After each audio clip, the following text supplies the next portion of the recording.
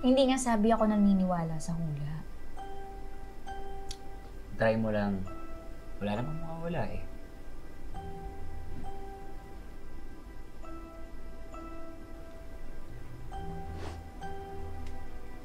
Fine. Tatlo.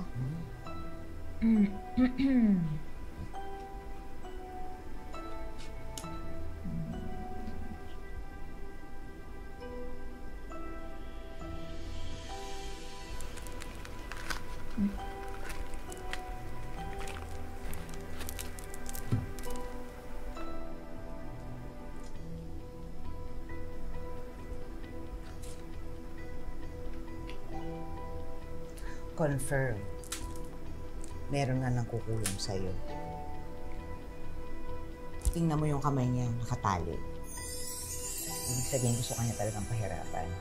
Ibig sabihin, nakasalalay sa mga kamay niya ang iyong kapalaran. Invento mo lang yun. Uy, hindi ah! May nagawa kang kasalanan sa kanya, kaya gusto kanyang paghigantihan. Malamang, Ma'am Delilah, kaya nga kinukulam eh. Ay, nako, Ma'am Delilah, inuubos niyo lang po yung oras ko. Wait, there's more! Ay, malala. Malalang paghihiganti ang gusto niyang ibigay sa'yo. Punong-puno na ang salo.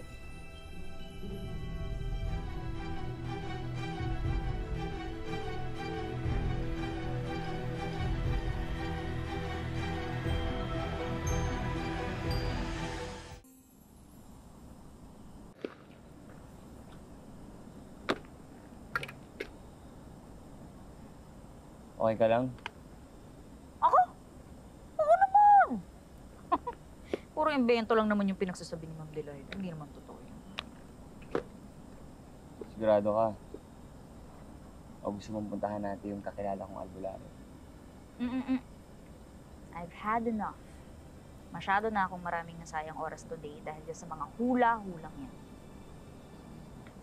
Pero, Ma'am Lady, wala po ba talaga kayong idea kung sinong ibang pwedeng mangkulam sa inyo?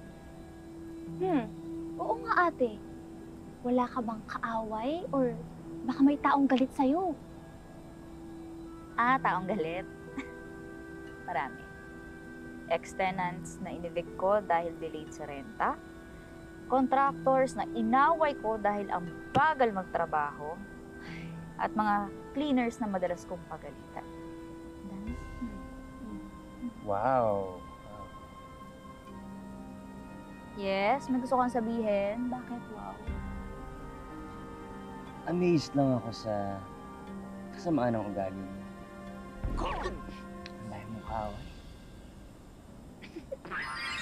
Hindi kasamaan ng ugali ang ginagawa ko. I'm just doing my job! Oh, yan. Beast mode ka na naman. Alam mo, dahil yan sa stress, alam mo kung ano ang kailangan mo.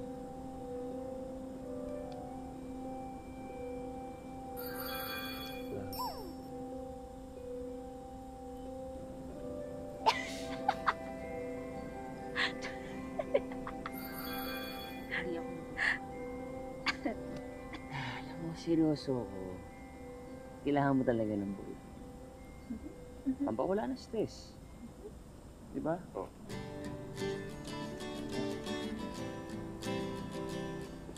Lalo lang ako nasa-stress. Hindi ka nasa. Oh. Uuwi na ako! Ano ba? Subukan mo lang kasi. Dok! Sabrina, go. Try mo ah.